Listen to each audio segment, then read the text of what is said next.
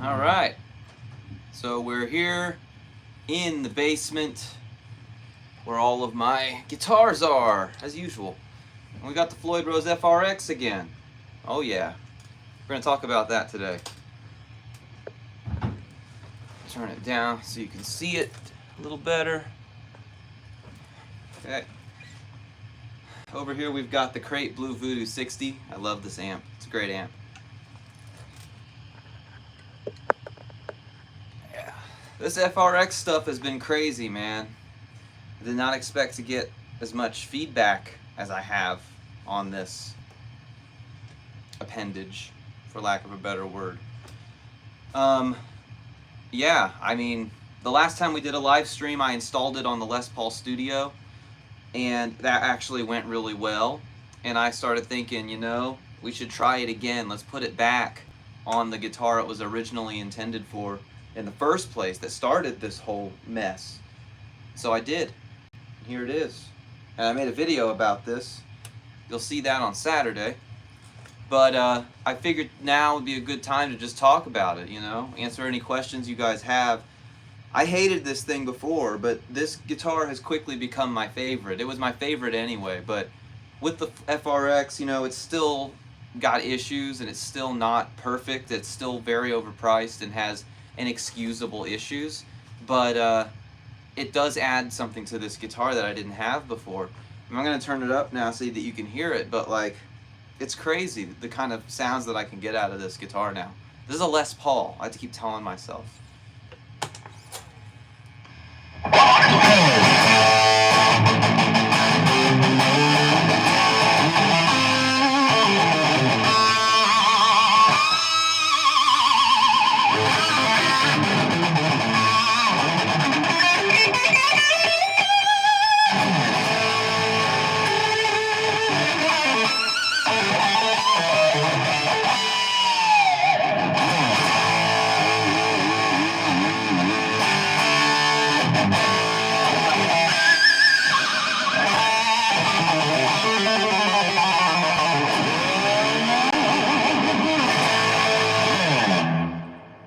Shouldn't be able to do that with a Les Paul, and it's become natural, you know. I had to get used to it, just like anything else. I had to get used to it, because, you know, normally Les Pauls, you can't do that kind of thing, and this FRX feels very different from a normal Floyd. It feels very different. Like, you have to literally get used to how it feels in your hand to use it. But once you get the hang of it, it becomes really easy and really natural.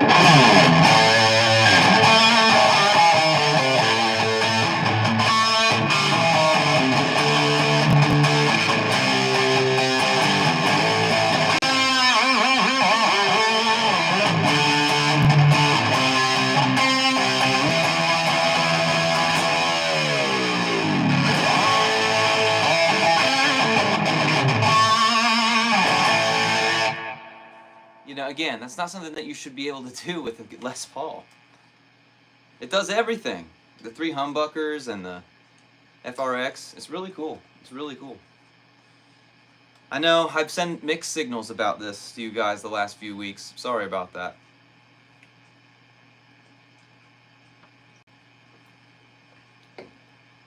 But yeah, there you go.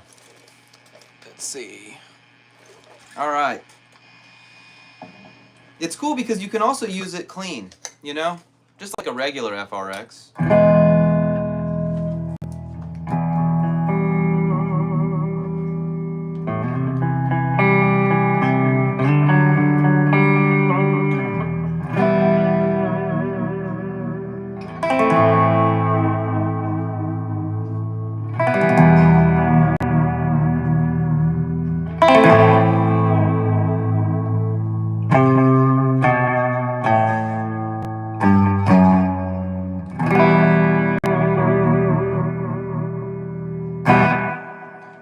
Funny story I want to tell about this real quick. So I'm the local music store here in town, the local guitar store. It's my favorite place. I go there multiple times a week. And I installed this FRX. And I was there this past weekend doing guitar lessons. I teach there. And I walked into the store, and the two guys that run the store, one of them's like in his mid to late 70s, the other guy's in his early 70s. I pulled this out. Oh, and the other guy is 25 years old. So 25-year-old, I handed it to him, and I was like, dude, check out this thing that I installed on this guitar. And he's like, dude, that's excessive, that's crazy. So he picked it up, you know, and he played it, and he's using it like you expect to. And I handed it to the early 70s guy, and he picks it up, and he starts doing this. And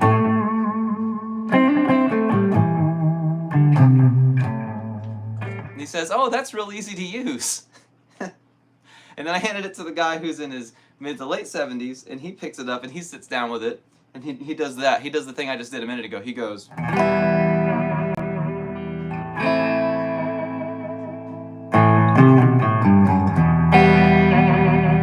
And he says, I hate it. Because he's a traditionalist, you know? I just think it's funny. You hand a contraption like this to somebody who's never heard of it and never seen it, to kind of see what their reaction is, you know?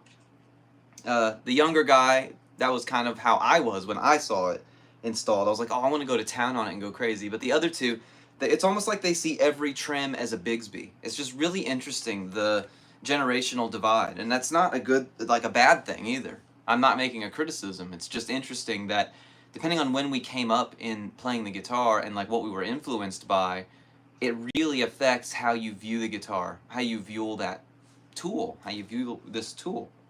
Because things like the Floyd Rose weren't around when they were young, and so those two never really got the whole hair metal thing. They never got into it. They stuck to tradition, and you know, they're both pretty good guitar players. I just thought that was really interesting. But that goes to show you, though, if you're going to use the FRX for that kind of a thing, it's perfect. It's you're never going to have a problem with it if that's all you're doing.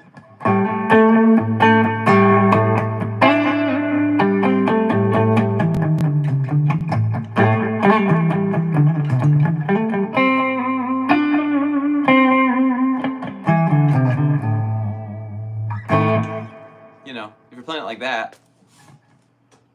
But I don't play like that. So, anyway, I didn't really have a plan for this live stream. It was just, I practiced for about 3 hours a night, every night. And sometimes I like to sit with you guys, talk to you guys. So, there's no script here. There's no plan here. We're not doing any mods today. We're just going to sit with this guitar, or others. If there's other guitars that I have that you know about, that you want to see, let me know. We can talk about the rig a little bit. So, again, this is the Crate Blue Voodoo 60. I love this amp. It's got 2 power tubes and I think 4 preamp tubes. And it sounds good. It's a really nice sounding amp. I mean, I've got the volume less than 1 right now, and this is what we're getting out of it.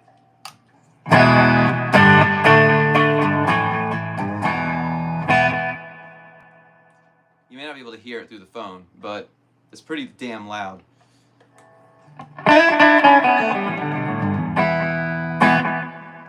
Really good clean sound. Its reputation is being a heavier amp. So if I turn it on that channel,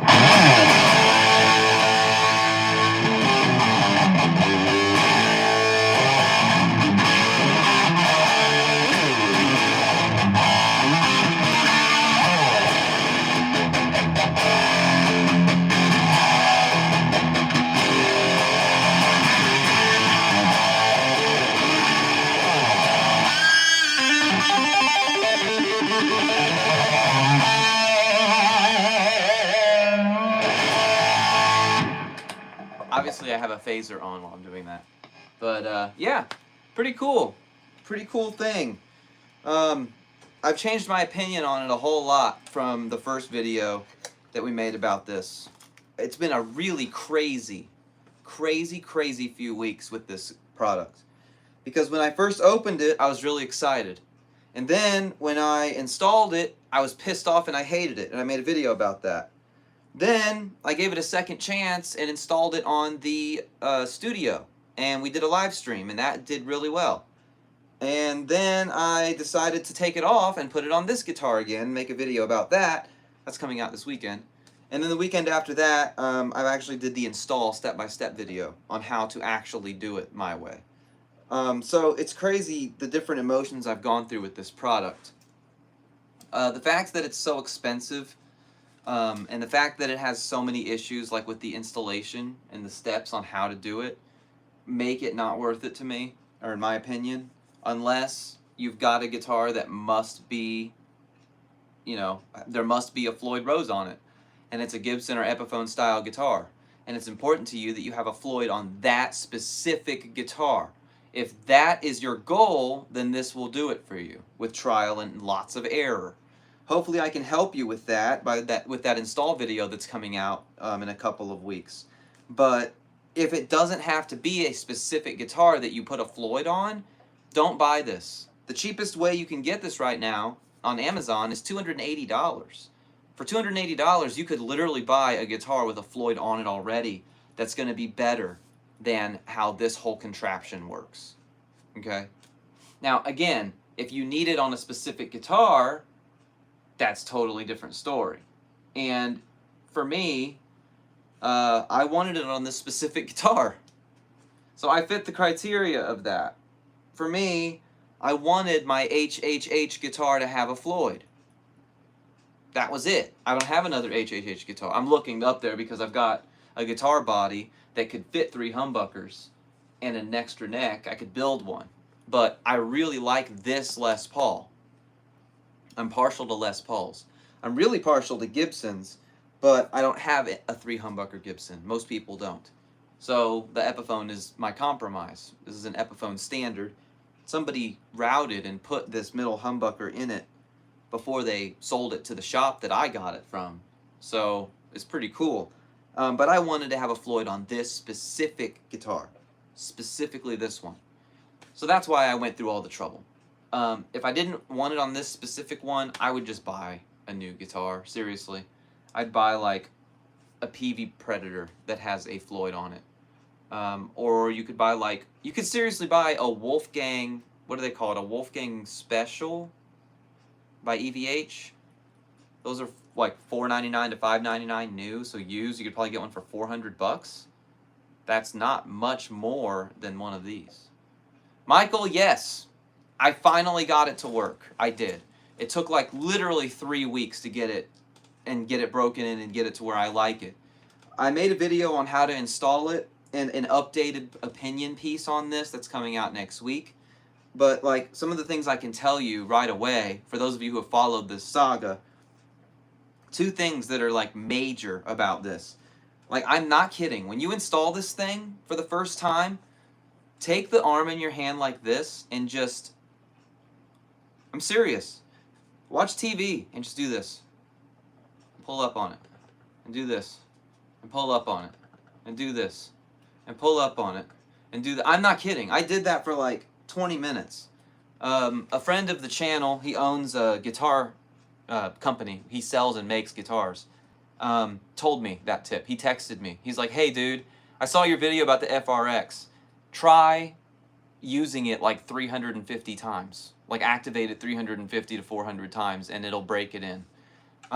What that tells me is that the knife edges are bad on this. Just by design. Because the way this works is, man, this is a very heavy guitar. It weighs like 13 pounds. Anyway, let's try to one-hand it. So you've got this base plate here. This big gigantic base plate, and then you got this spring. This spring is what gives you tension. And then on this base plate, you have this post and this post. See them right here and here? And then when you use the trim, the top plate moves along those 2 posts. So you can see where it's similar to a real Floyd, but obviously there are major differences with it. But my suspicion is that the knife edges that go on those posts are just not good. This whole system feels like it's made worse than the Floyd Rose Special. It feels like it's made of that pot metal stuff. It doesn't feel like good steel to me. It feels very rough in the hand. It doesn't feel as heavy as steel would feel. It's definitely made of the same quality of metal as the Special. And that's just crazy to me that they would make it like that. Like, if they're going to charge so much money for it, $280 for the cheapest one. Now, to give you a comparison, you can go buy a brand new Floyd Rose Special right now for like $88 on Amazon. less than $90, you can go buy an entire Floyd Rose Special system. They're charging $200 more for the cheapest version of this thing, and it is made with the same terrible metal.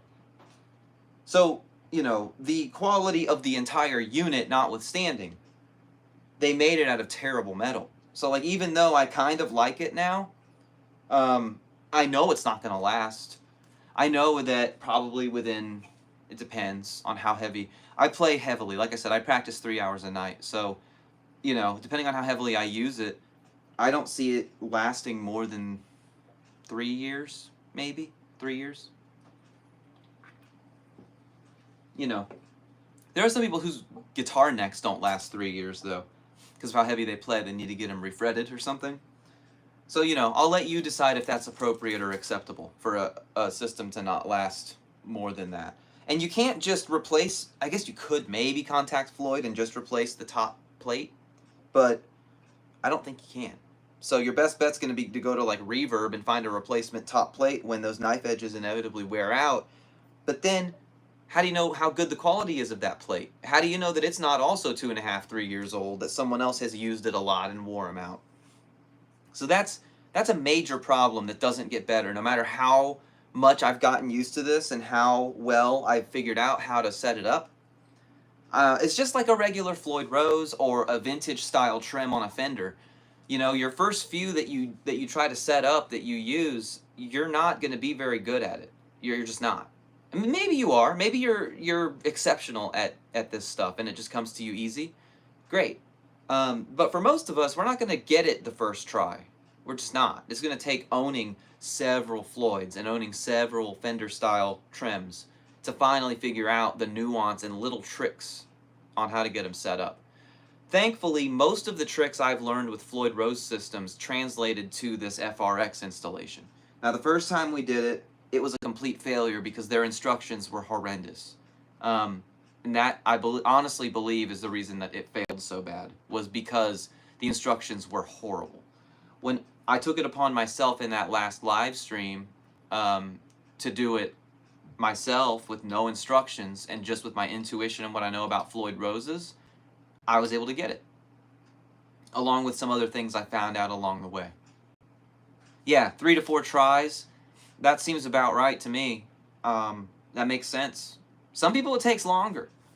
I've owned, my first guitar was a Strat, but if you're anything like me, most people who get their first guitar that has a trem, they don't ever use it.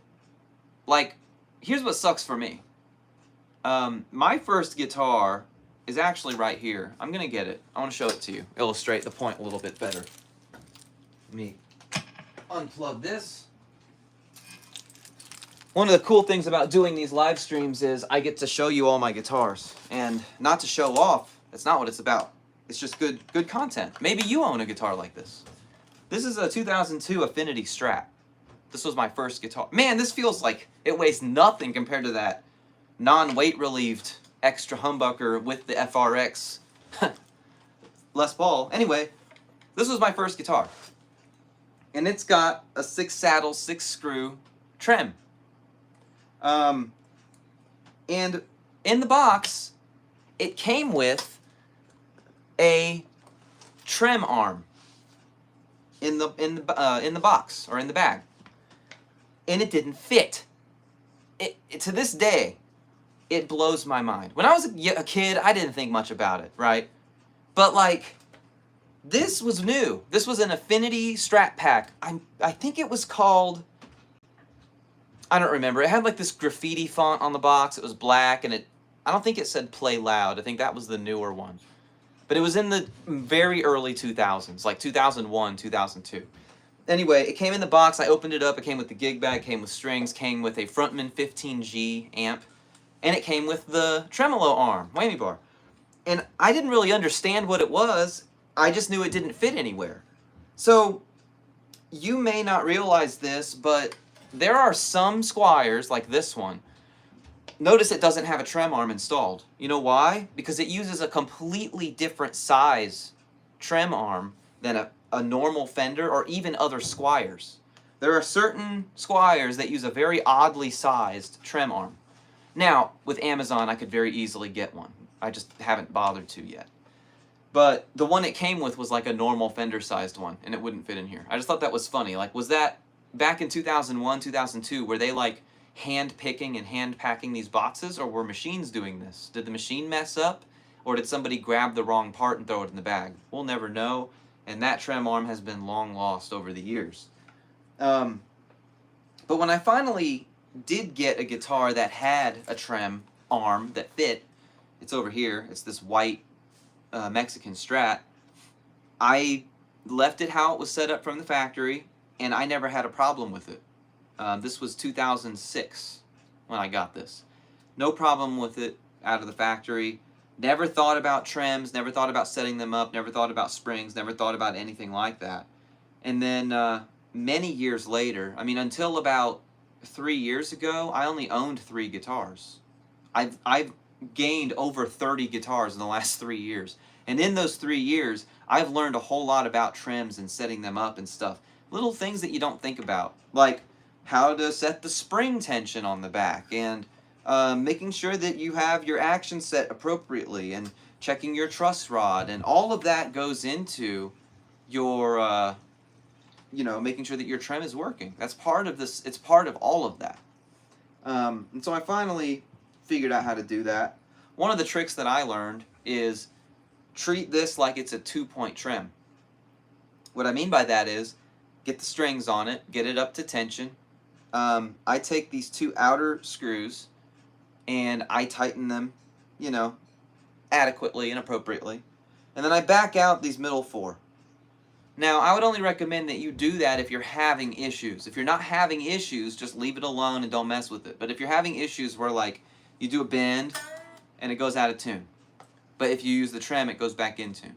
Or you use the trem and it goes out of tune, and when you bend, it goes back in tune. If you notice that, what's probably happening is it's either your nut, it's your saddle, or it's actually the movement of the bridge with the springs. So what I've found is when I'm having that problem, I just kind of treat this like it's a 2-point trem, and then I will, you know, back out these middle 4 and tighten down these outer ones. So that's a trick that I learned. But why am I saying all of this nonsense, and why am I rambling? Well, it goes into the FRX, which I'm going to get up now and grab so that we can talk about some of the stuff that I've learned. So like I said, I ditched the installation instructions because they were terrible. And I did it myself with my own intuition. And now it works pretty good. We already talked about one of the problems, which was you got to use this over and over. You got to keep pressing it down and kind of break it in, which sounds really stupid, but it does work. Here's the other problem. I'm going to try to get a close-up in the camera for you to see this. Right. Okay, do you see the FRX logo right here? All right. And then do you see right below it? It's really hard to see it, but you see this little hole? Okay. So in that little hole, there's a plastic, yes, plastic screw with like a ball head. Which, again, failure alert for Floyd Rose. You made it out of pot metal, you got to break it in, it has bad knife edges, and you used plastic screws. What? Anyway, what that does is it helps stabilize the Floyd.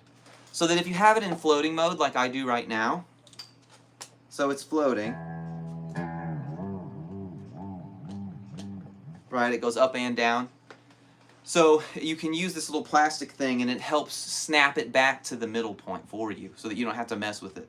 Well, I found that just like other things in life, cheating doesn't help you, it often hurts you.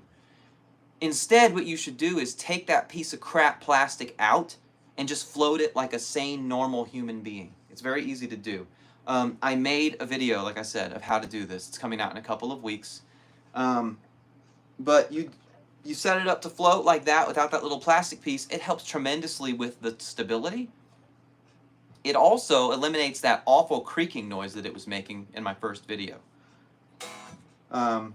it feels so much easier to use when it's fully floating without that plastic thing. So if you've got one of these and it makes weird noises and it feels clunky and it's like clicking, making weird noises and just doesn't feel smooth, take that plastic screw out completely. Just take it out and then float it properly. Or use the little thumb wheel thing, trem stop it, so that it only goes down. So you said your Frankie only goes down. I've got a lot of guitars like that too, where they only go down. Can I reach it? I've got an 85 Beretta back here. Yeah, I can reach it. So, this is my 85 Beretta. And this one only goes down. It's surface mounted. Now, I could make it go back if I wanted to, but I specifically set this Beretta up to only go down. There's nothing wrong with that. And some Floyds are like that, and some players just prefer it that way. Of the Floyds I own an 85 Beretta, an 87 Kramer Striker, a PV Predator from like 2001-ish, and the George Lynch ESP LTD. Only one of those is floating. All of the other ones they only go down. Because I like it that way. I don't like messing with the tension to get it to fully float. I feel confident enough in my abilities as a guitar tech now to be able to float them, and I probably will. Oh, I also have a Wolfgang. That one is also surface mounted, I think by design. I don't think that Wolfgangs can be set to float. I guess maybe you could if you raised it a little bit, but... Let me see. Yeah, okay, a couple of comments I want to reply to real quick. Hadley, you like your bridge to set flush while you bend up. Yeah, I'm that way generally because, I'll show you, and this is probably, a lot of you might agree. When you're playing, you rest your hand here. Some people do that, right? My hand, I'll rest it here. Now this is floating, so listen to what happens when you press down too hard. Uh-oh. So that's why a lot of people like to have it rest on the body, or have a trem stop installed in the back. What's cool about the FRX is it has this little thumb wheel. You can actually spin it out like this, and now it only goes down. Look, it won't go up.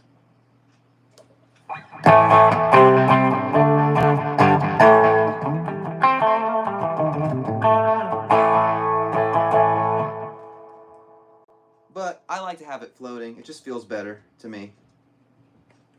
But that's personal preference. I do not have a noise gate right now, if that's what you're talking about. I don't have one at all. This is all just straight. I had my distortion pedal turned off.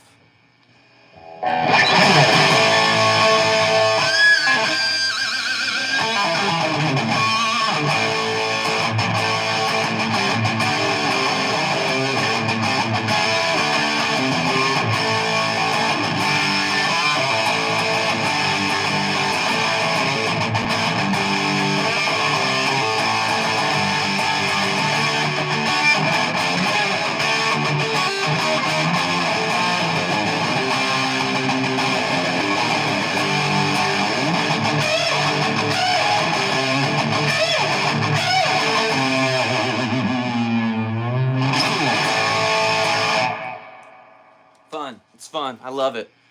All right, did I miss any comments? No, I don't. I don't. Let me turn off this distortion pedal. Sorry, it's making noises. I do not pot them on purpose. So, if I've got one that comes potted, it stays potted. If I got one that doesn't come potted, I don't pot it.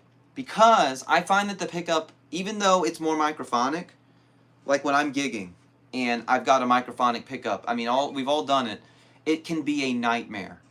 But really, that's what your volume knob is for. So what I'll do, if I'm gigging with a microphonic pickup, you know, I'll be playing. Roll the volume down when I'm not playing, between songs or whatever. And then when I do play,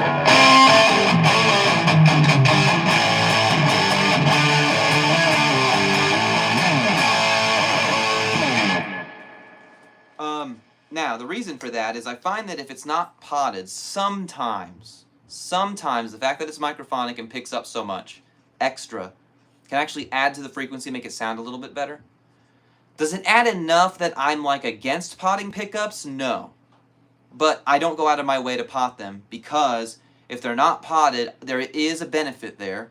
I think given the choice between two identical pickups where one is potted and one isn't, I think I would take the potted one, simply because it's much easier to deal with on stage with your amps roaring loud, to not have to deal with deafening yourself with feedback and having to really play your volume knob or volume pedal if you've got one, and keep turning it down in between playing. Even in a song, like you might be playing a song and you have no output for some reason.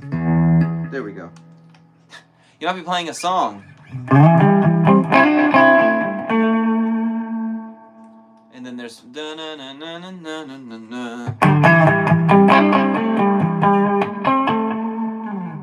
you know, in between phrases you gotta mute it. I find that it's okay though.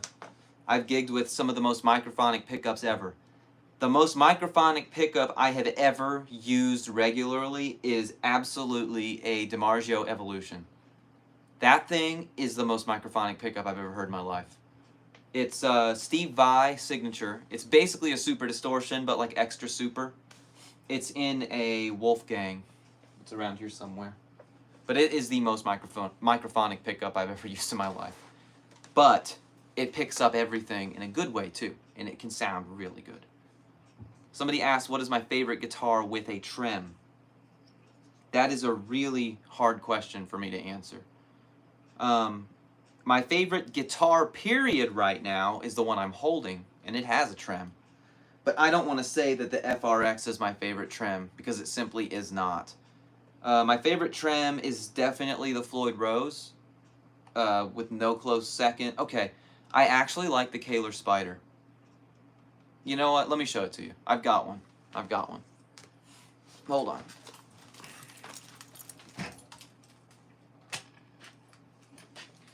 I've not played it in a while, so it's probably very out of tune. But here it is. This is my 1989 Fender Strat. And this has a Kahler Spider. And I love this trem. Everybody else hates it, but I like it a whole lot.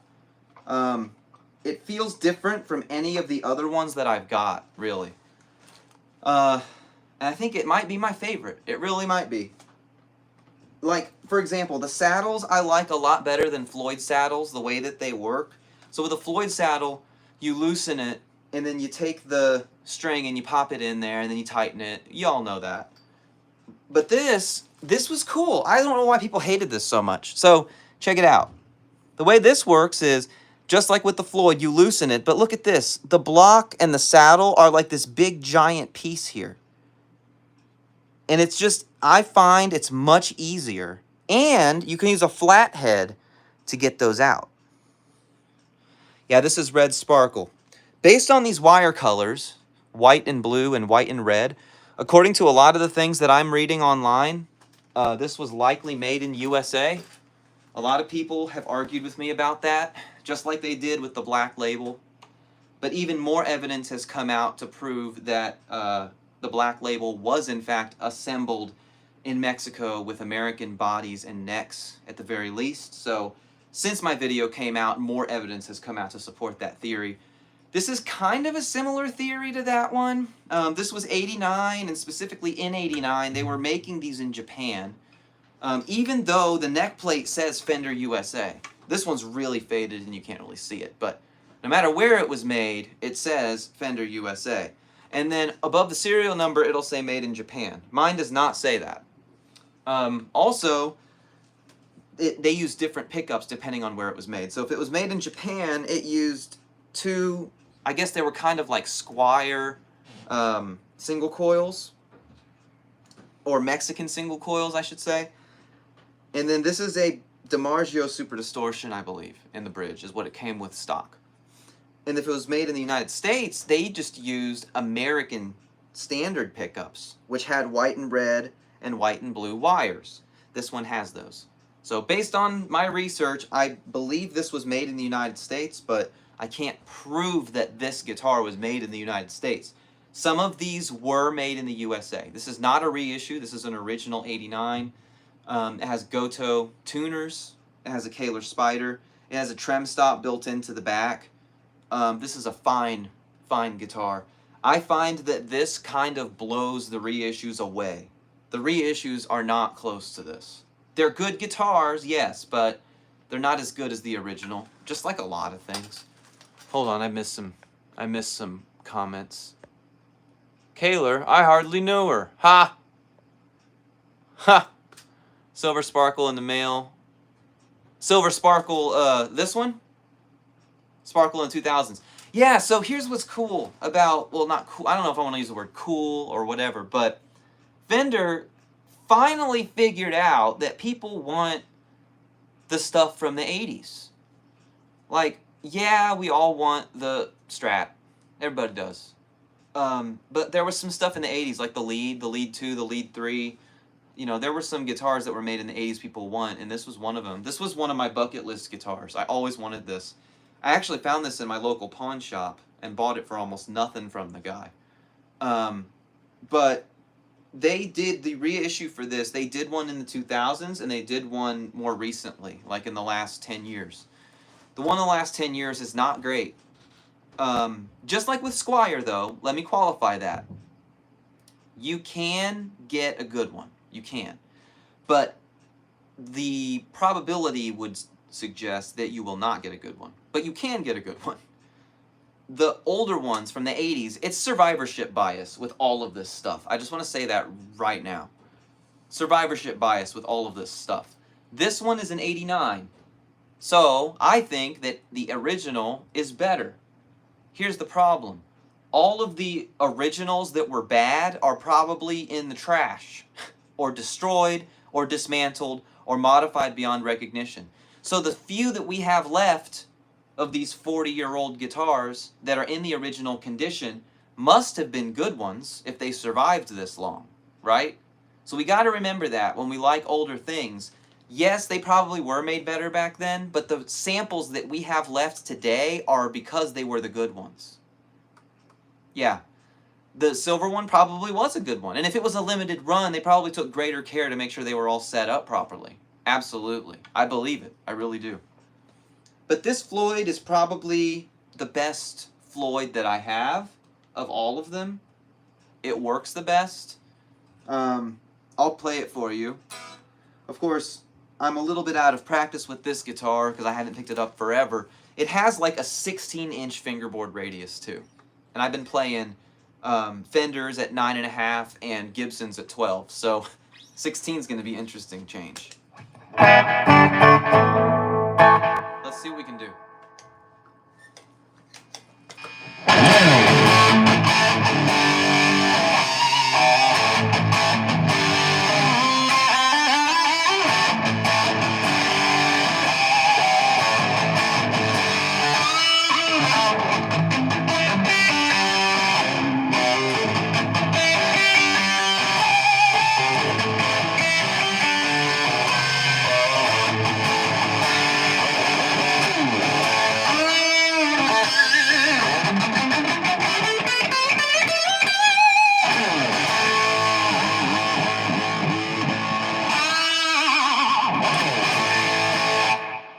Yeah, there's a little sample of it.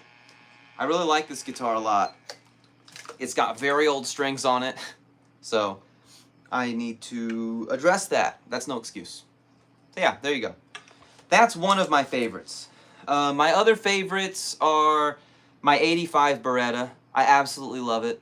Just like a lot of my guitars, though, it's kind of a reject. Like only a mother could love it. It was originally white from what I could tell, and then someone along the way spray painted it black. I don't know why they did that, and that really sucks because the 85 Beretta is like one of those white whale holy grail guitars for people. And they destroyed this one, the aesthetics. It does have the original Floyd, though. It's an original steel, made in Germany, Floyd Rose 85. So that's pretty exciting. I like that. That original Floyd is really nice. Now, when I say original Floyd, I don't mean a non-fine tuning Floyd. I mean a Floyd that is original, as in it was made in Germany. So that one's good. Obviously, I really like the Three-humbucker Les Paul. It's my favorite guitar right now. It's one of my favorite guitars that I've ever owned, I have to say. Growing up, I was a huge fan of Ace Frehley and Kiss. Someone mentioned that a minute ago about Ace Frehley. And, I mean, I know now, like, being older, I see that he's not that good. He never really was that good. Maybe like in the mid to late 70s, he was decent, you know. He wasn't bad. But then as time went on, he just kind of just drank too much and did too many drugs. And I listened to his new album, the one that just came out. Oh my God, man, what happened? It's got 2 or 3 good songs on it, but the rest of them, I mean, me and my wife listened to the whole album in the car over the last couple of days. And so many times we looked at each other in just disbelief at how bad it is. Like, I'm embarrassed for him. It sounds like, first of all, it's the worst pitch correction I've ever heard in my life on an album. Like, ever. Like, ever. It sounds like Eiffel 65 or T-Pain or something like that. It's that robotic sounding. Horrendous pitch correction. The guitar is just the riffs from the first Kiss album over and over again, and not played very well. And it's just sad. But we like to think of people as they were, right? So Ace was one of the first guitar players I could name, and he really inspired me. He really did. I agree with you, man. He should have stopped. He should have stopped. 78 self-titled album was pretty good. I like that one a whole lot. Snowblind and Ozone and all those good songs. I like the song Rock Soldiers. That came out in 87, I think. You know, Ace was a big influence on me growing up. Ace and Ed Van Halen, obviously. Here he is. And there's 5150 down here on the floor. Van Halen and Ace, those were the two that influenced me. And the third one that influenced me that you guys probably don't know is Prince, of all people. Purple Rain album was hugely important for me in my formative years. Me and my dad used to listen to that album in his truck all the time, and you know, Let's Go Crazy and Darling Nikki and Computer Blue and When Doves Cry and all those songs. I mean, those were like really big, important songs for me. Like those, hearing his guitar work on those songs made me really want to play. In fact, when Dad took me to Guitar Center to buy my first guitar, I told him I wanted a white Dove guitar like Prince. I had no concept that those things cost like $30,000 or however much they cost. No concept whatsoever. So, yeah. So, when I saw this hanging in the store, this is that Three-humbucker Les Paul. It made me think of Ace, of course, but I never want to be just like anybody. I can draw inspiration from people, but I never want to copy people. I never want to own a signature guitar. I'm not a big fan of signature guitars because I want my guitar to be my signature, you know? This guitar right here is my signature guitar. I built this guitar from junk parts from my workbench, and what's crazy is things really are the sum of their parts. This is an amazing guitar. It doesn't look like it, but it is. I would rather play this any day of the week than an Epiphone Kirk Hammett Grainy or a Ed Van Halen Stripe guitar. I like them, I sure do, but I had so much more fun making this. I put my kids' initials on it, my wife's name. I named it Annihilator. I have a Maestro by Gibson truss rod cover screwed on here. Took some reflectors. But the important thing is it's got full-size pots. It's got an SG standard Gibson bridge humbucker right here. This random hot rails that I found in a drawer. And then this is an American Standard Telecaster neck pickup that I put here. And then I just put my name up there on the headstock because I'm too cheap to get a water slide. But I'd rather play that all day. Now you're asking me about the route for this middle humbucker. This was not factory. It is remarkably good. Remarkably clean. If I told you it was factory, you'd believe me because of how clean it is. Look at that. And even with the cover removed, it still looks amazing. So the previous owner did that, and I saw this hanging in the store, and I was like, man, that reminds me of Ace. But more importantly, it's a humbucker that has a Les Paul that has 3 humbuckers. That's just cool. That's just cool. The thing about Ace's is only the bridge humbucker worked on his guitars. The other 2 didn't work. They were just for show. They weren't even hooked up. Either the top one or the middle one had a smoke machine in it, and then the other one was just for looks. And he said on an interview recently, he never used any humbucker on any Kiss album from a Les Paul other than this one right here. So this is a better guitar than any of his because this has 3 functional humbuckers. And I had to have it. It had cream originally. And the very first thing I did was I changed it to black because I really like the look of black stuff on a Heritage Cherry Burst Les Paul. So I got black locking tuners. They're by Geiker. They look like Grovers, but they're actually lockers. Oh, but that's pointless. Why would you do that with a locking nut? Just because I'm lazy. It's so much easier to string a guitar with locking tuners, whether it's got a locking nut or not. And then, of course, there's the FRX, which doesn't match now because everything else is black. And his pickguard, I had to order special because normally a pickguard has 2 pickup cutouts and then a little thing in the middle, but this has 3 pickups, so I had to get a special pickguard made for it. I don't like the look of no pickguard on my Les Pauls, so yeah. This is my favorite guitar right now. Also, importantly, it is not weight relieved, so it was already super heavy because it had the extra humbucker. Then I added the locking tuners, that added weight. Then I added the nut block, or nut locker, that added weight. And then I added the FRX, and that added weight. And this guitar is approaching 15 pounds now. It is very heavy. It's making my back hurt right now just holding it. And then the other thing I did, I put strap locks on it. And then I put these clear covers so that you can see inside. That's something that a guy, he has a studio that I visit every week. He does that with his Les Pauls, so I stole that idea from him. He's a retired master carpenter. So he does it. I wanted to be just like him, you know? So yeah. This is my favorite guitar right now. My favorite guitar changes frequently, and that's okay. My second favorite guitar I got for $200. I'll show it to you now. This is my second favorite, and it may be my very favorite right now. It's hard. I got to choose between this one or the other one. Hold on a second. This one. Here we go. Wow, that was scary. Anyway, this one. This is my Gibson Les Paul Studio Lite. I got it for $200. And it is beat to crap, or was. This video about this guitar is coming out very soon. Well, what is this guitar? 1991, they made these. These guitars had ebony fingerboards. They came with black hardware. This one had been broken previously. See that tight bond? Yeah.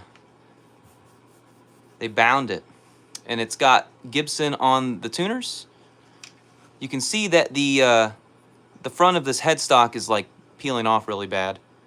Also, you can see that the headstock here in the front is peeling off. One of the local guy who owns the music store told me that he thinks this guitar was underwater. So that's why it was like that. Also, there were stickers all over the front of it. I don't know how well you can see, but like right there. You can see how there's a discoloration? Yeah, that happened because they had stickers on it. Why would they do that? So yeah, this is my favorite right now, besides that three-humbucker Les Paul. It's got 500T humbucker. What's interesting is that the humbucker is ceramic. Isn't that weird? So having a ceramic humbucker in a Gibson is cool. 500T is quickly becoming my favorite Gibson humbucker. The Super Distortion was always my favorite, and that's ceramic. So naturally, I like this one. Let's go ahead now and take a listen to it. Clean. It sounds so good clean.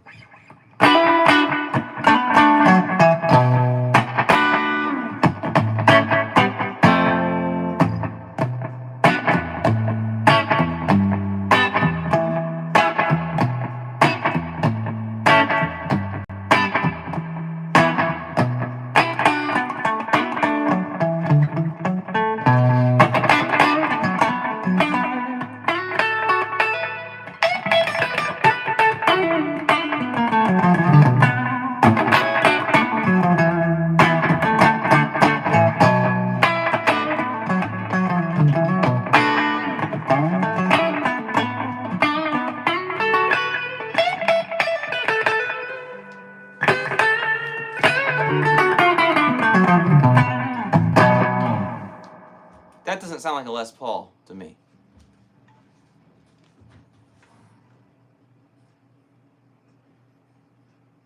Yeah, so anyway. Pretty cool. I'm going to put it on the bridge now.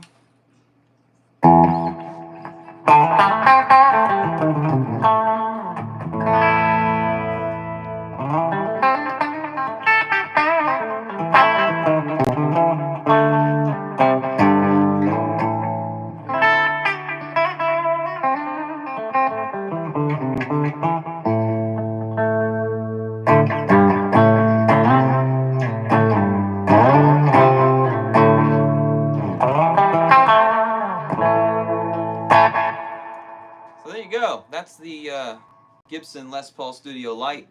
Oh, also, it's really, really, really light. Like, really light. It weighs nothing. What they did was they weight relieved it, and then they filled the weight relief holes with balsa wood. Balsa wood. I'm not kidding. That's crazy. And because of that, it weighs nothing. But man, it rocks. Like, regardless, it totally rocks. Let me turn it up. Turn on the overdrive.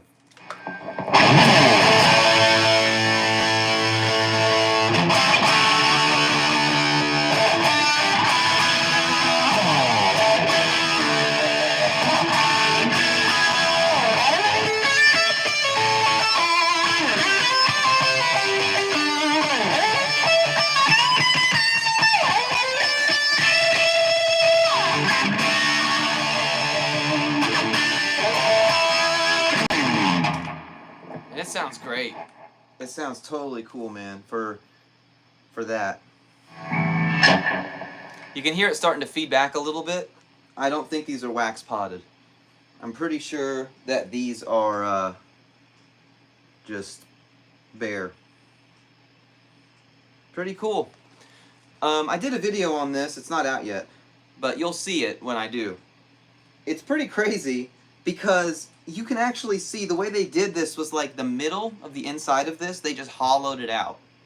Between where the pickups are, they just hollowed out the whole entire inside of this guitar and then just like stuck a piece of balsa wood in there. It's almost comedic how they made this guitar.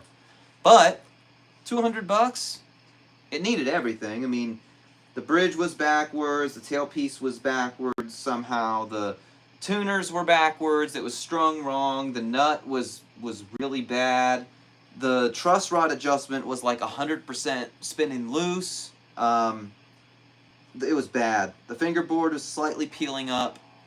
I fixed everything I could fix, and, you know, but it still has weird issues. Like, for example, I've got the volume rolled down all the way, but you can still hear it.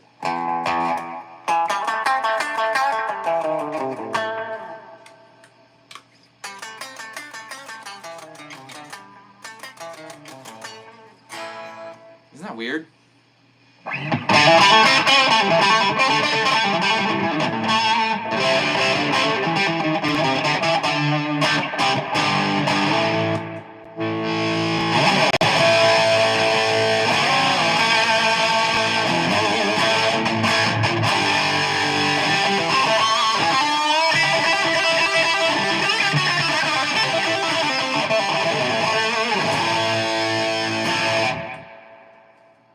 So there you go. That's the Gibson Les Paul Studio Lite. One of my favorites right now.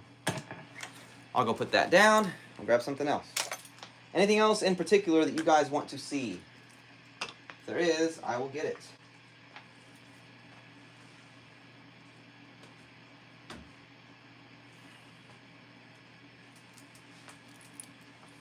See if I missed any comments.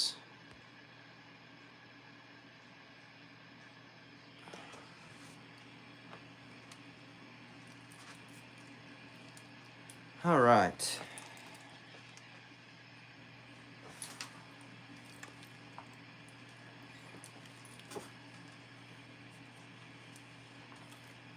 Get the FRX back out, because after all, that's why you're here, isn't it? This one doesn't make noise when it's turned down all the way.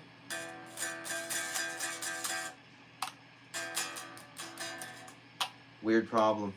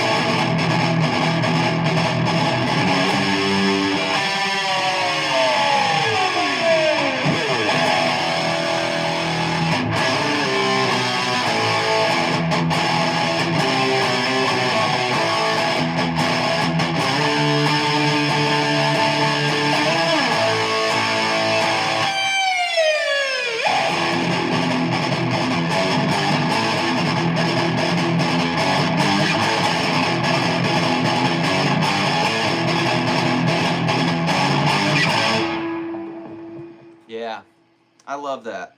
This FRX is pretty cool, you know, now that I've gotten used to it, now that I understand it a little bit better, now that I know how to use it, how to set it up a little bit better, you know, it's turned into something that I like to use now, you know, now that I've figured it out. It took a little while to get there, but I finally did.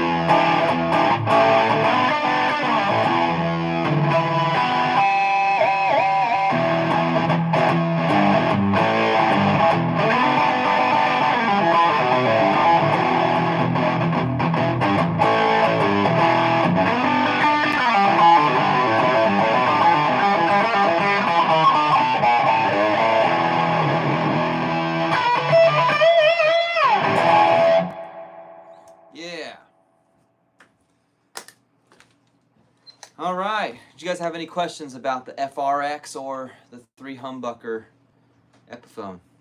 Or the Blue Voodoo? Or any other guitars that you know I have? I'm willing to show them to you if you want to see them.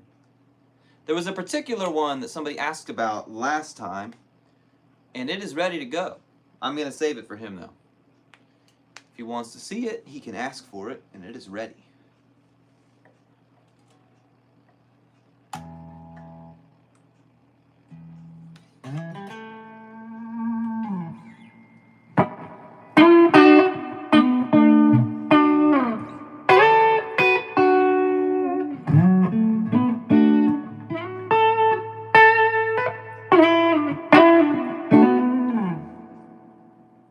So this one has, oh man, I think it's not the Pro Buckers.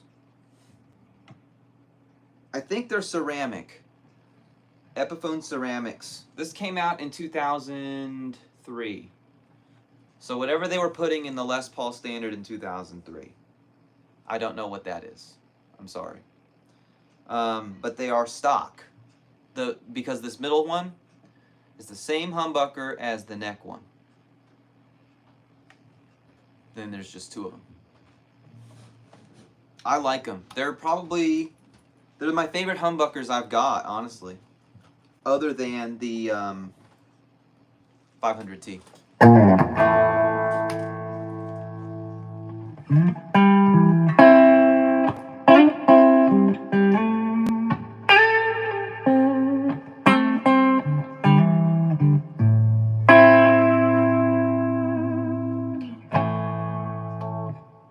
In the middle, they're all on. So here's what it sounds like with them all on.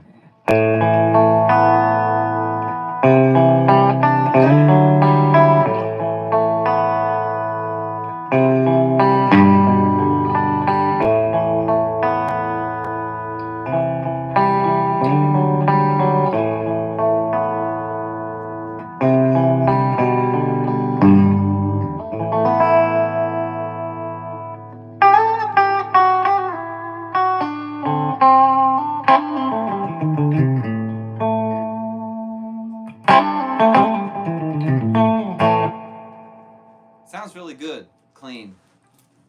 I'll take the reverb off too. So this is just straight. Straight into the front of a Blue Voodoo on the clean channel.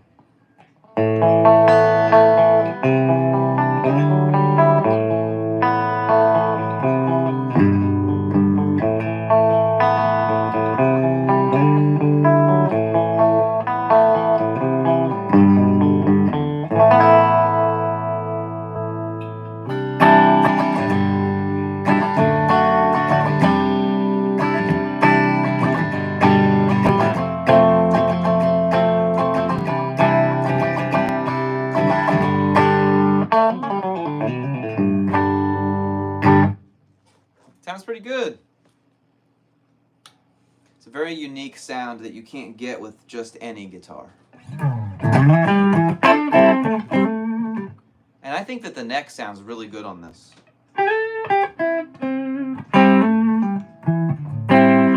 At this point, we're just talking about an Epiphone Les Paul Standard from 2003. There's nothing custom about this other than the fact that they added this middle humbucker. I changed the aesthetic appearance with the black plastic. The locking tuners, the locking nut, and the FRX, which that's a lot, but the key part of this sound is how heavy this is. I mean, again, this, before all these mods, it was a 12-pounder. But after all these mods, it's like a 15-pounder, and it makes a difference. I don't know if it makes a difference in the tone, but it makes a difference in how it feels, and that affects the tone. You know why? Because how it feels affects how you play it, and how you play it affects the tone. You know, how heavy it is doesn't matter. It does matter to me. You know why? Because it's super heavy, so I can play it really hard. I don't have to worry. I'm not going to worry it's going to break like I would with like an SG. I might worry it's going to break. With this, no. It's heavy. I feel confident. I can play it really hard. You know, bring out a Telecaster. Okay, why not? I'll go get my favorite Telecaster.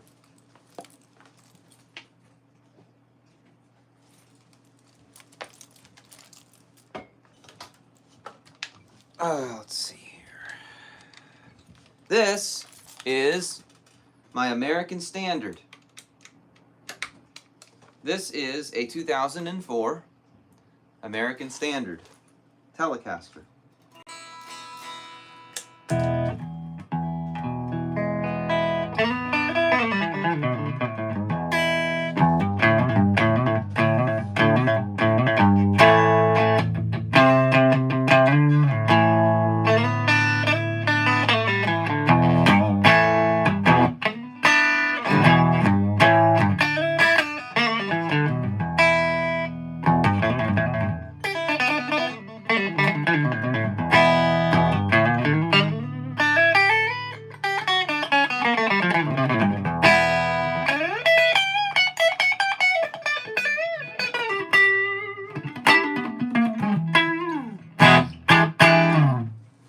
Yeah, this is a really nice guitar.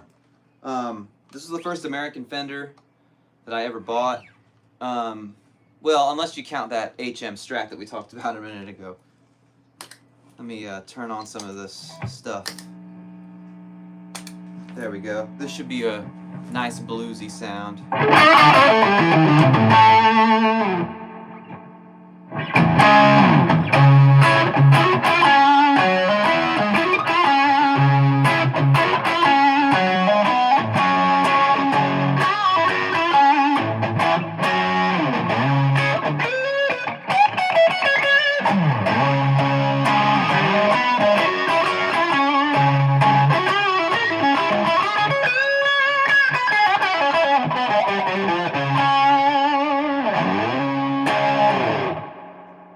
Yeah, there you go. That's a good sound. So yeah, this is the American Telly.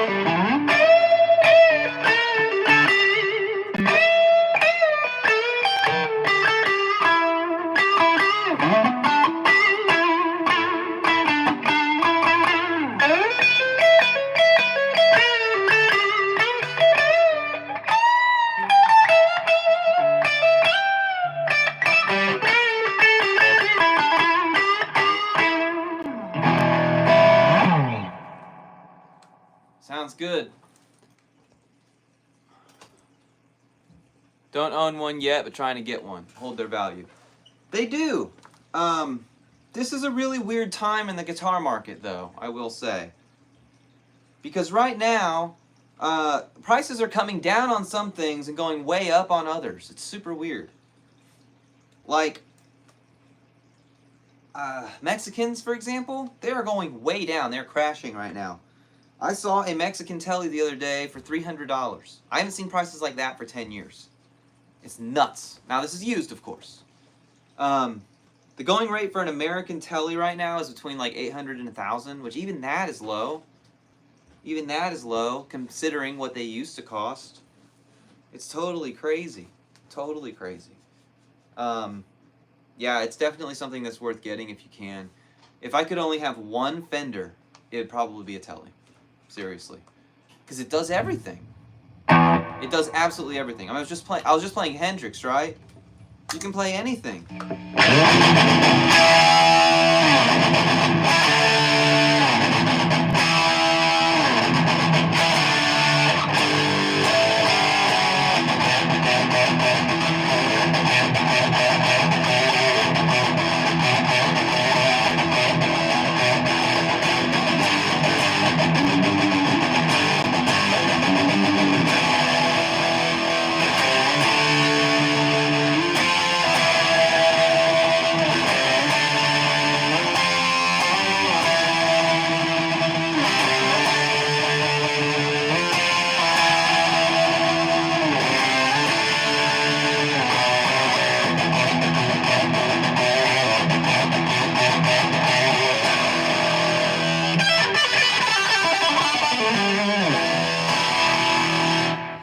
Don't ever let anybody tell you that you have to have a certain guitar for a certain genre.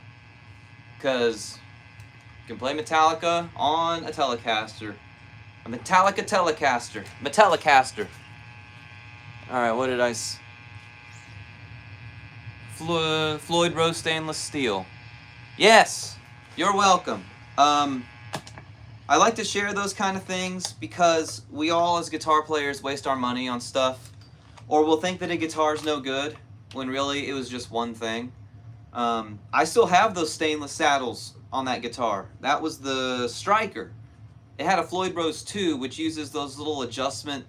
The saddle screws actually have holes in them, and you put the strings through it.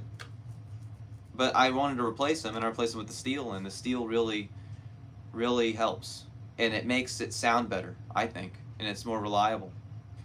It stays in tune better. Oh yeah, you got a West Creek? I still got mine. It's right here. I'll get that out next. Why not? I have noticed a couple of issues with mine since I made that review, but it's nothing that's like catastrophic or that would like lead me not to suggest it anymore. It's stuck behind my Dean ML. Hold on. There we go. There we go. Okay.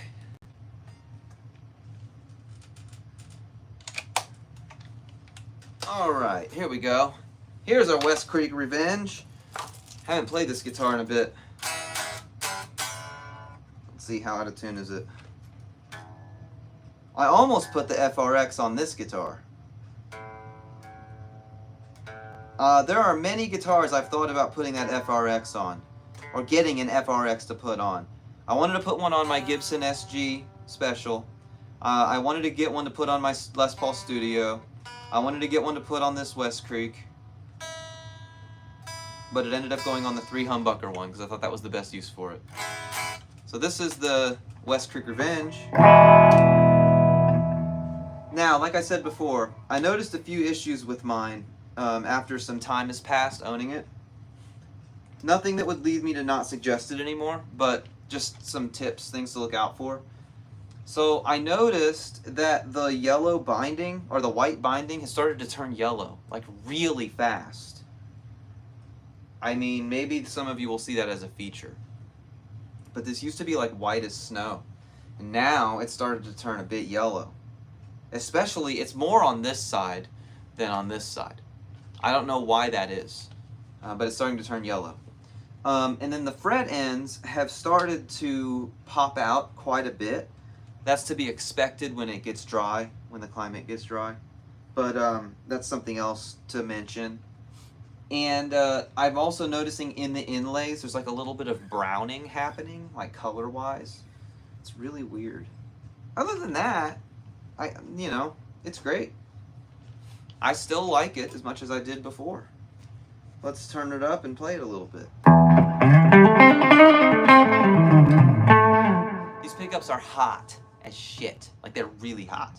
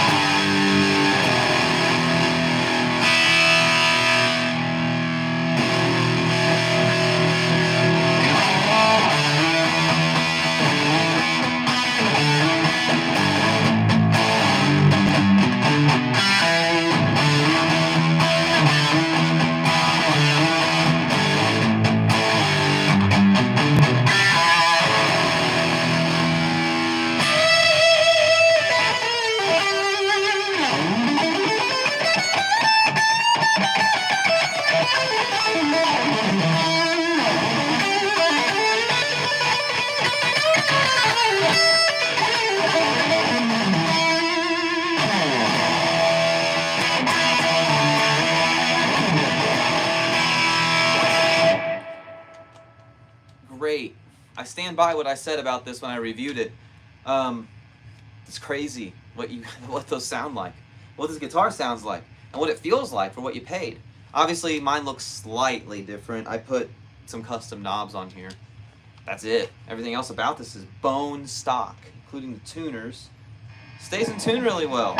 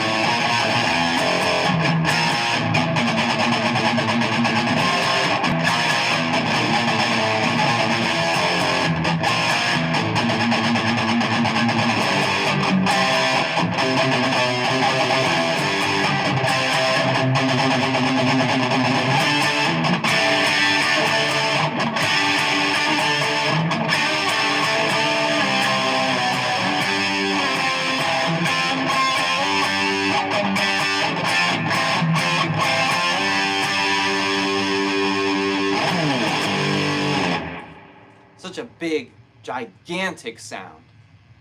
Great. We played a lot of guitars today. We played some Gibsons, Epiphones, Fenders, and this thing, whoo, is smoking. Smoking hot. Of all the guitars we played today, this one probably is the heaviest as far as the sound. Weight-wise, it's definitely that Epiphone, but like as far as the pickups and how hot the pickups are, I think it's this.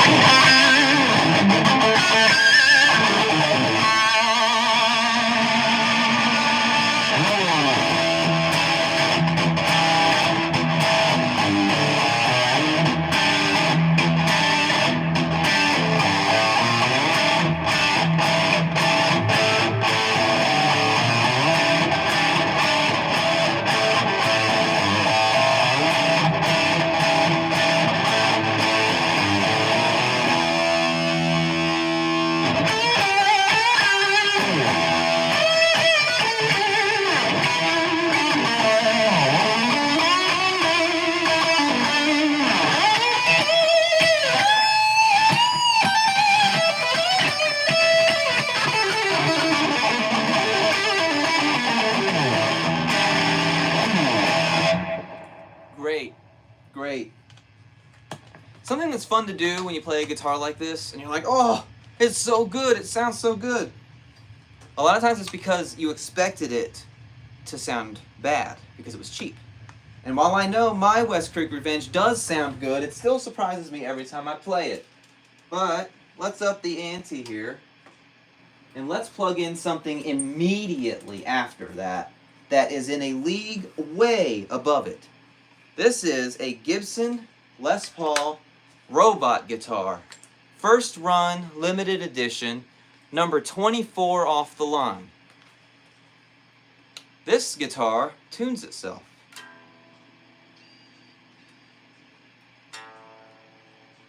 See that?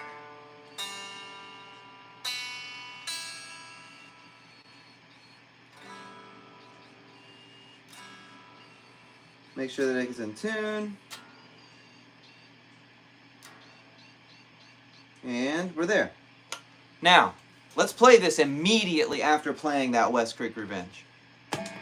How's it gonna sound and feel compared to a, like less than $200 guitar?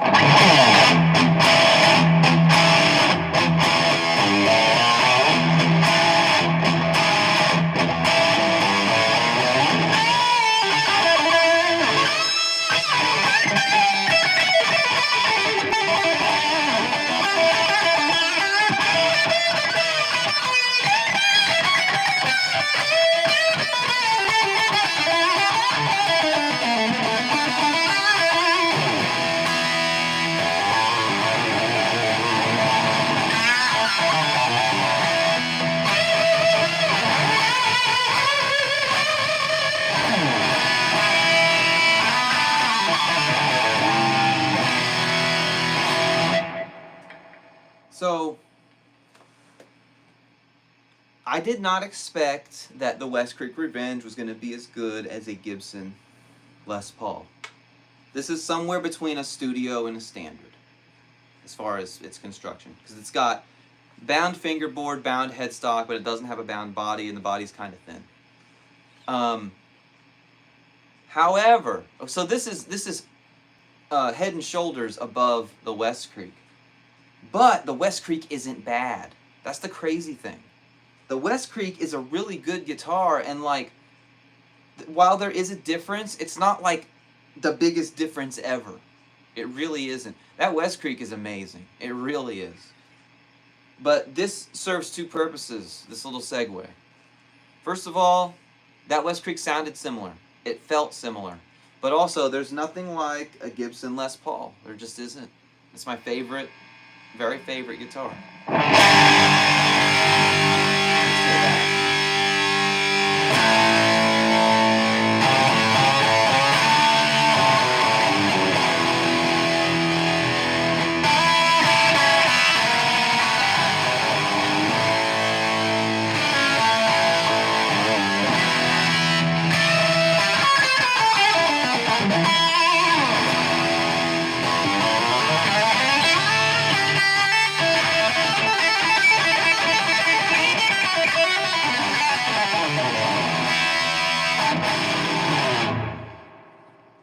Great guitar. I was a believer that Gibson was like an overpriced thing. It wasn't a big deal. There's no way it can actually be that good. It is, I had to say. That doesn't mean that cheaper guitars are terrible. But, you know. I don't have that SG with Pro Buckers anymore. I traded it for something. I got rid of it. It does sound sharper. I love it. It doesn't go out on the road with me. It went out on the road with me once. Never again. The anxiety that I felt with this guitar out on the road was unbelievable. I traded that SG for this SG, or toward this SG. This is a Gibson SG Special, 1987. I got rid of that Epiphone SG for this one. This one's got the 57 classics in it. And again, this is great playing them all one after another, because then you can kind of hear the difference between the different pickups. So that one had the 496T, that Gibson did. And this Gibson has got the 57 classics. So same same pedals and everything running through the Blue Voodoo.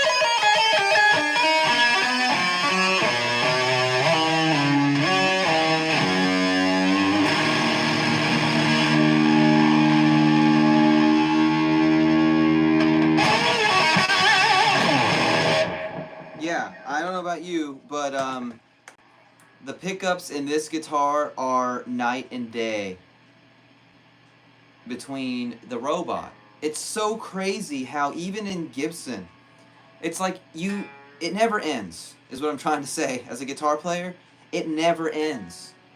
You start with something like Squier or Epiphone, right? And then you end up with a better Squier or a better Epiphone. Maybe you end up with a Mexican Fender, right? But then you go to, let's say you go to a Gibson finally. Even within Gibson world, there's such a hierarchy of stuff. I mean, this Robot guitar that we played a minute ago with the 496T, that's one of the most standard pickups that Gibson had. And when you think of a Les Paul, that's very similar to the sound that you expect.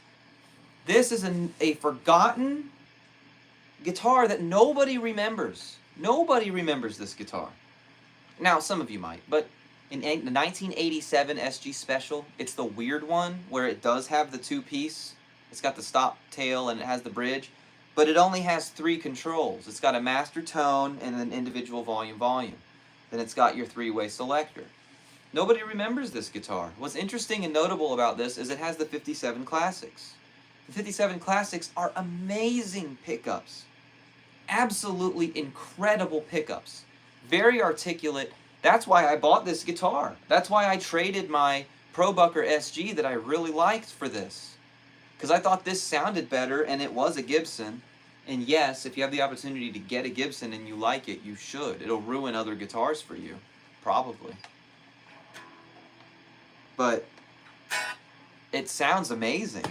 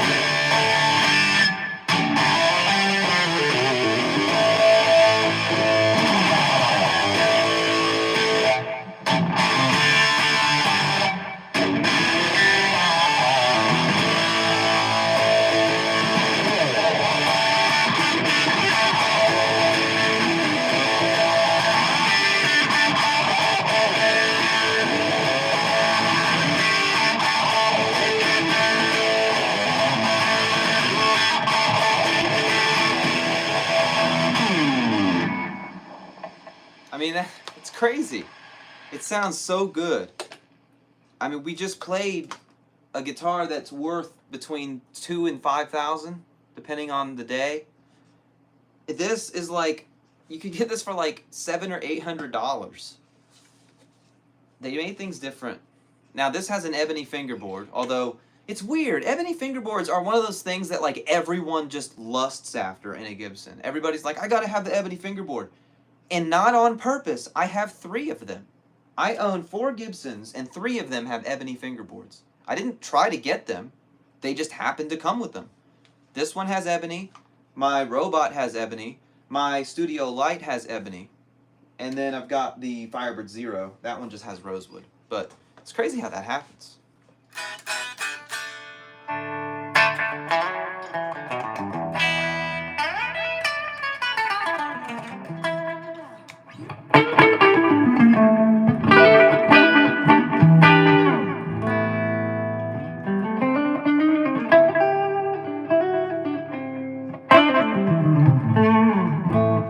Yeah, I didn't believe it. For the longest time, I thought that people who had Gibsons and liked Gibsons were drinking the Kool-Aid or something. And then I got my first one, which is actually right here. Might as well get it out. Put this down. Come on. God, be careful. I don't want anything to fall, you know? Here we go. This is the first Gibson I ever owned, right here. This is a Gibson Firebird Zero. Everybody hates this guitar. This guitar weighs like 1 pound. Seriously. It weighs nothing. But it's the first Gibson I ever owned. The local store had it hanging in the back corner of the store, covered in dust. The owner said that nobody wanted it and that it was not a very nice guitar. But I had never played a Gibson because I wouldn't let myself. For the longest time, I never let myself play like at the store, a Guitar Center or whatever, an American Fender or a Gibson. I wouldn't let myself do it at all because I knew it would ruin my guitars at home.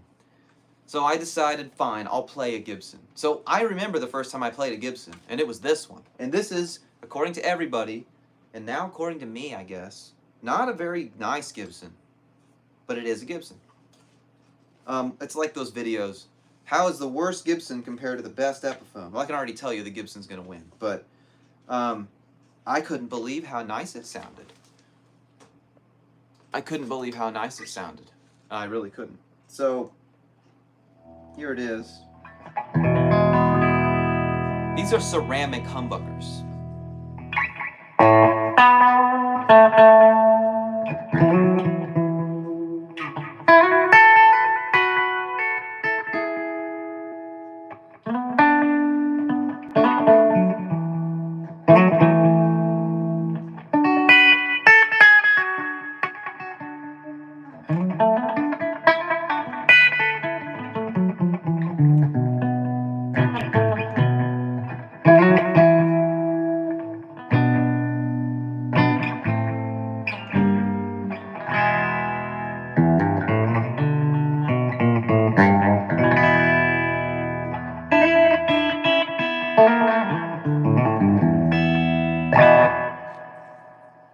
You know, it's weird.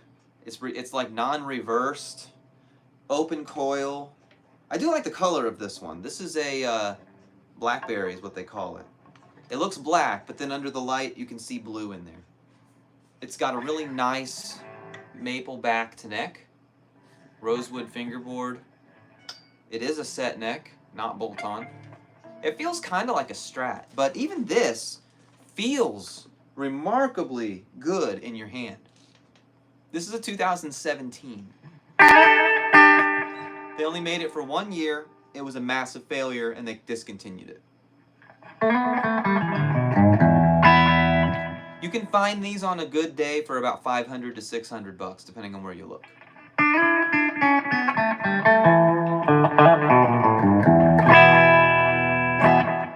I will tell you now, knowing what I know about Gibsons and having owned several, you're better off buying a Les Paul Tribute, a Les Paul Studio, an SG Tribute than this.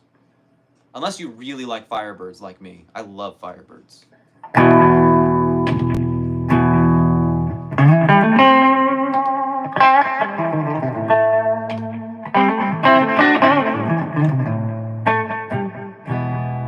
Let's put on some overdrive.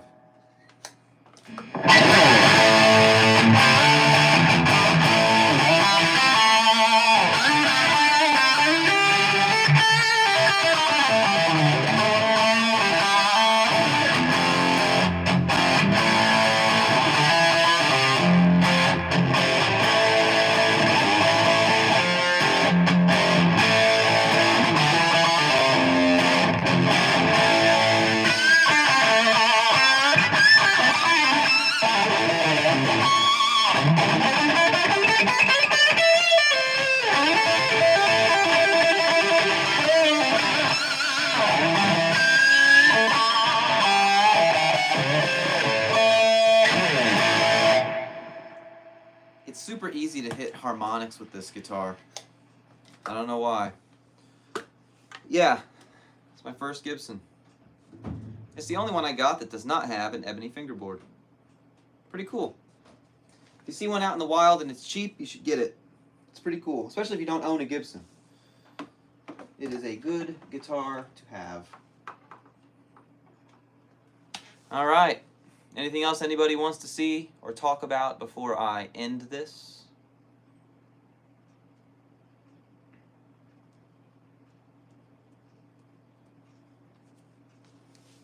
Kramer? Which one? I've got a 86 Beretta, 87 Striker. I'm sorry, 85 Beretta, 87 Striker, and then I've got the Special, the Beretta Special. That's the one you can buy right now. It is probably the greatest guitar you can buy right now for under $200.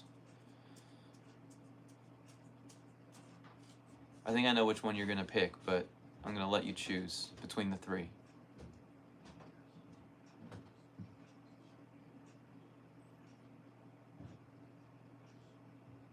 No preference? Old Beretta. Okay. All right, let me get it. Kramer American Beretta. 85. Now, the tremolo arm is coming out on this. I need to tighten it, so I won't be able to use the tremolo. But this is totally stock. It's just been painted. You can kind of see where some of the paint has worn off. And then inside the trim cavity, you can actually see some of the white paint. It used to be white. Man, I wish it were still white, because I think that that would have looked better, but that's okay. I installed this knob. I also made this pickup, which is a stock pickup, push-pull, series parallel. So let's tune it up.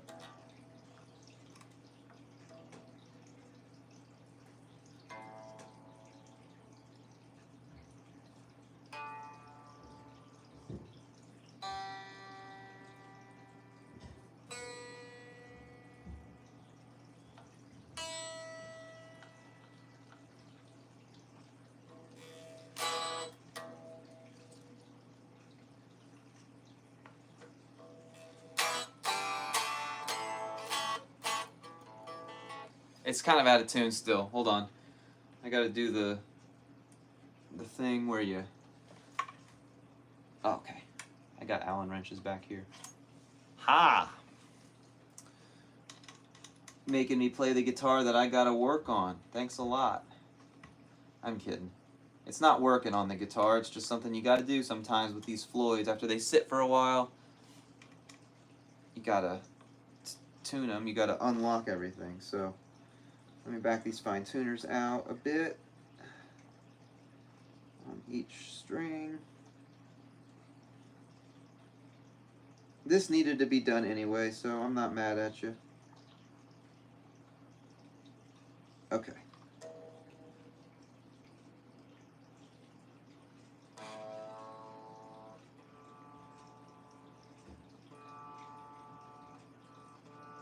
I know this is boring, sorry.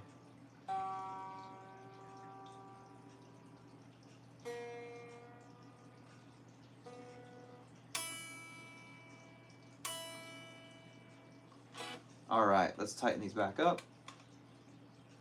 Pro tip, when you're doing this, stick the long end into the nut and tighten it with the short end. That'll prevent you from tightening it too much. If you put the short end in and then have the long end to tighten it, you run the risk of over tightening it and causing a problem. Stripping out the screw or something. Okay. Let's get it fine-tuned now.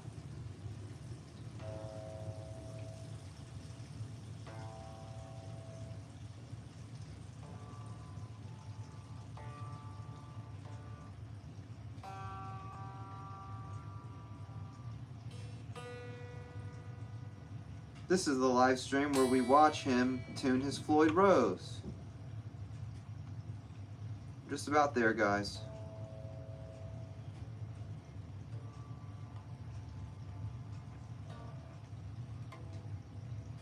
Just about there. This is why I shouldn't let my guitar sit for too long. They should be ready to go at any time.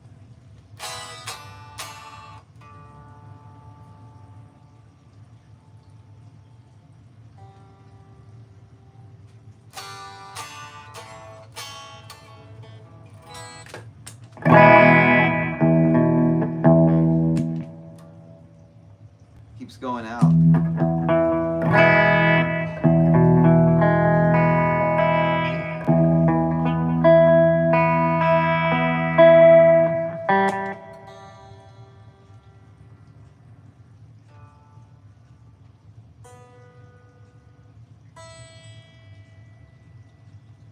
That's one thing about the FRX I will say, is it's really easy to tune and it stays in tune really, really well.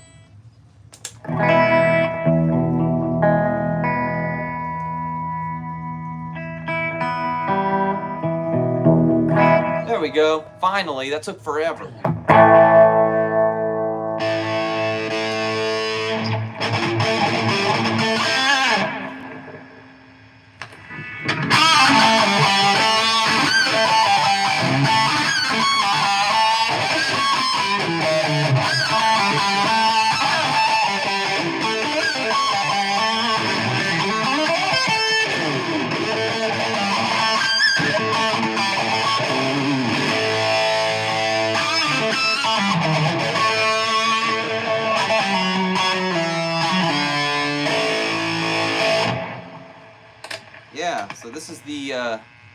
85 Beretta.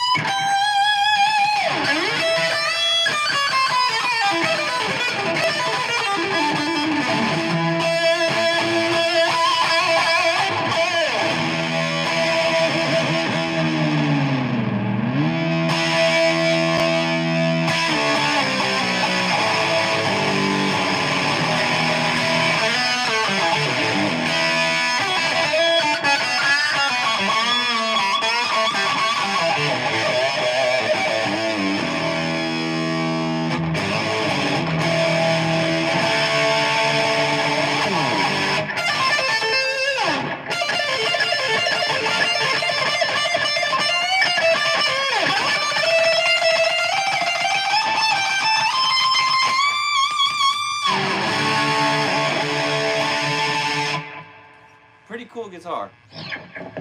This is the stock pickup, and putting it series parallel is pretty cool. So here it is regular. And then pulling it up.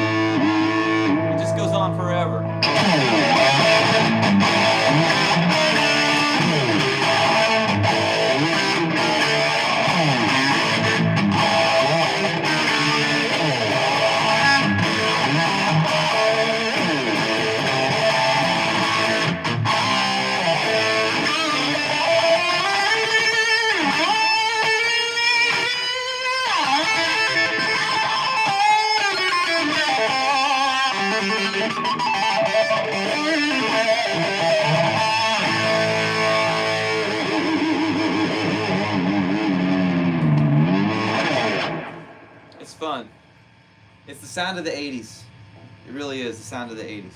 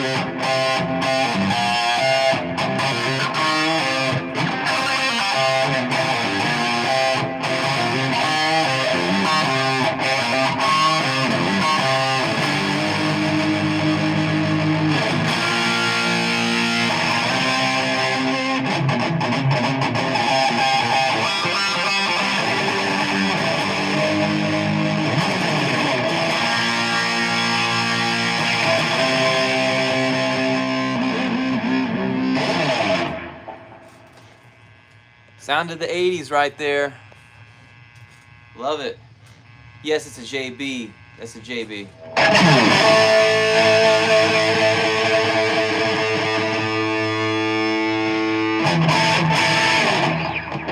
Out of tune bad.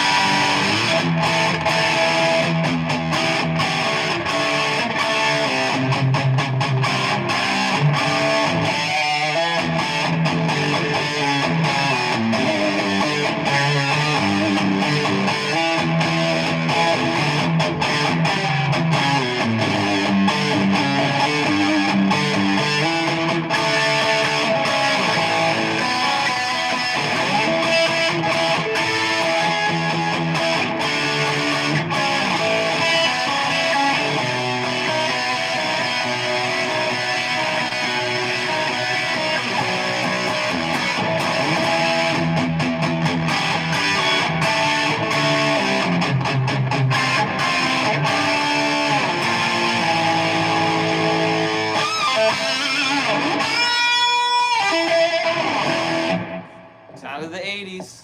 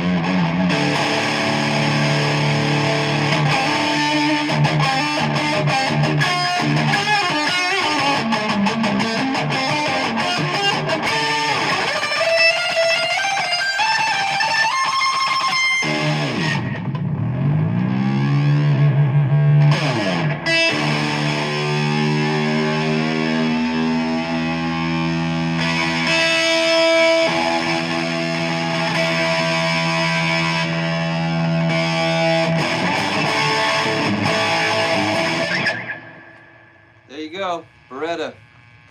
Classic Beretta.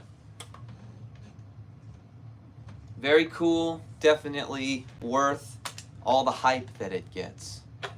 Have I ever tried a Duncan Invader? Yes, I have. Actually, I've got something over here that might interest you on that front. Bear with me a moment. This is my Starcaster, Fender Starcaster Strat. Now this thing was a department store guitar, sold at Walmart's and stuff like that, for like $100. But heavily modified this one. We actually did a whole video series on this. I put locking tuners on it, and look at those pickups. Those are Invader singles and then Invader humbucker with push-pull. I put a Fender trim on here. This is a full thickness body. That's what's cool about these Starcasters. And I actually like the headstock being an arrow shape like that. I think it's cool. But this is one of those guitars that punches so far above its weight, it's not even funny. And if you can find one, it's definitely worth buying because it's essentially a Chinese standard Strat. And it doesn't say Squire on it. It says Starcaster by Fender. But yeah, here you go.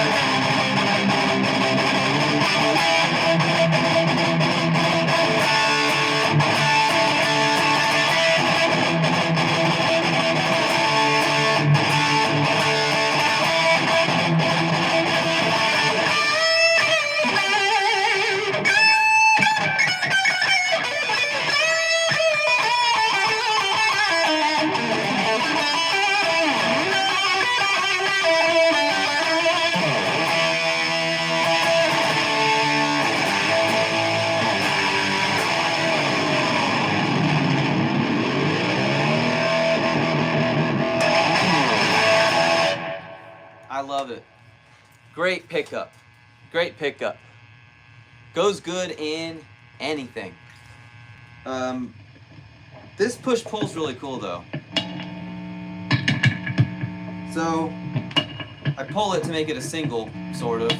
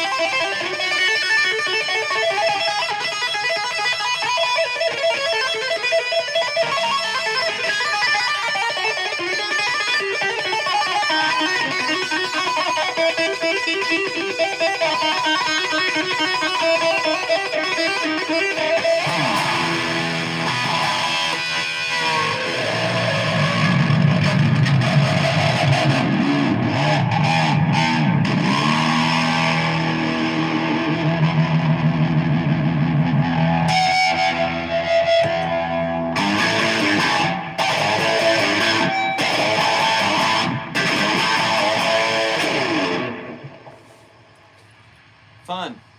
It's crazy how inspired you can get when you have a nice humbucker sound. You know?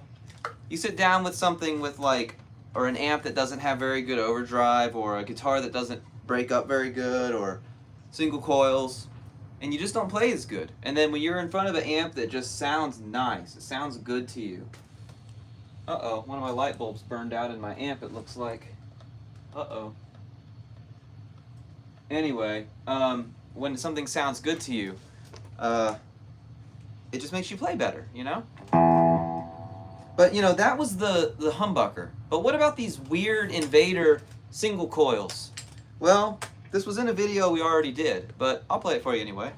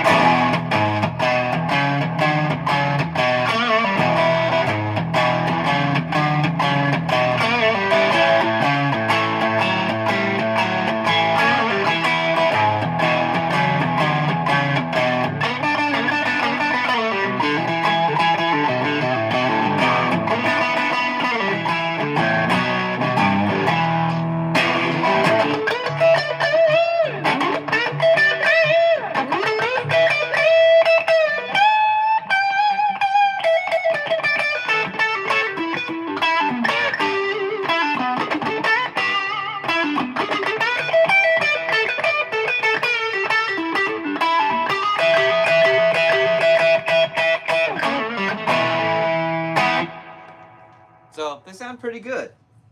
They sound pretty good. I like them. I like them a lot. They also sound really good just cleaned up. Just like really cleaned up.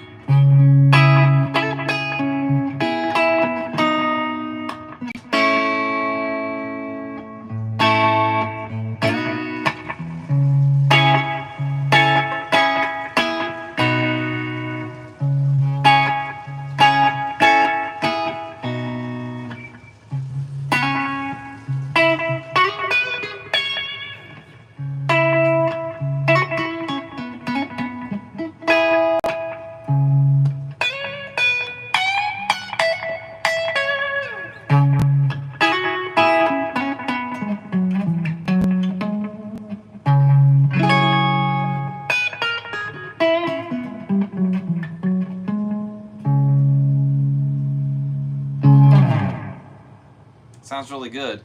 This is one of those guitars that can kind of do it all, you know?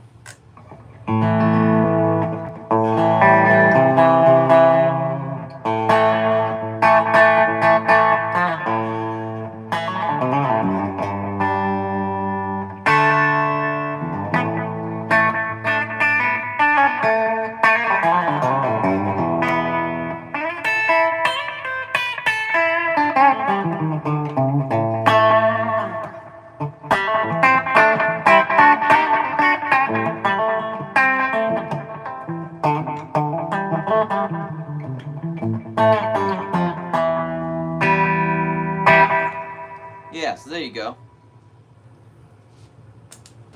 I guess we'll mess with one more guitar before the night is out, unless there was something you guys really wanted to see.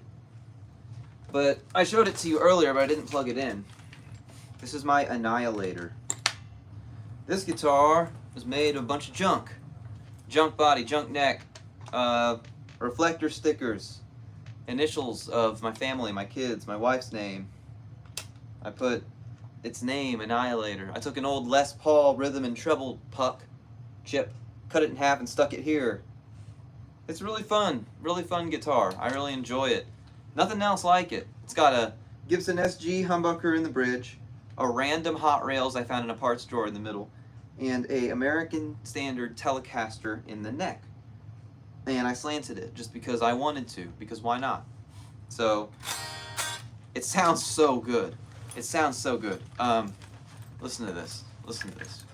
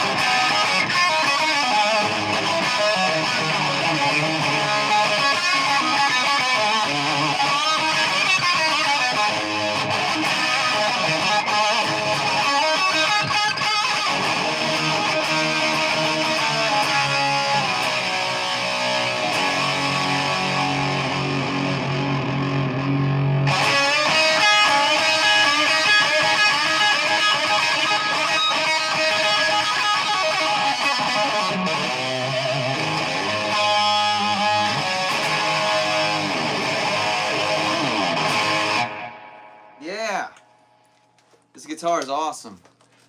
It is one of those things where, like, it should be a piece of crap, and because of that, it feels even better to play. Because every time I hit a note, I get surprised by how it sounds. And that allows you to be more inspired and play better, I guess.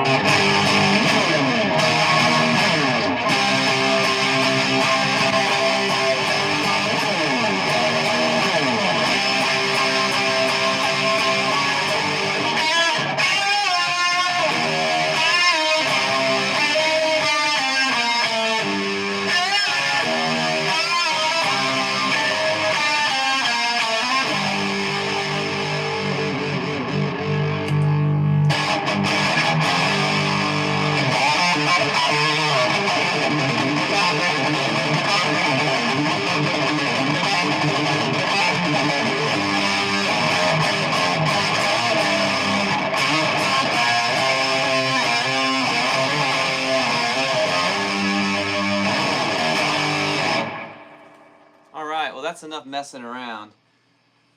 I think that's going to be a good place to end it for today, guys. Oh, let me put that down.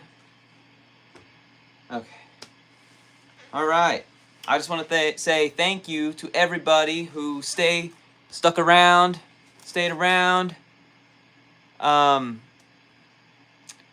You know, I appreciate you guys very much. I really do.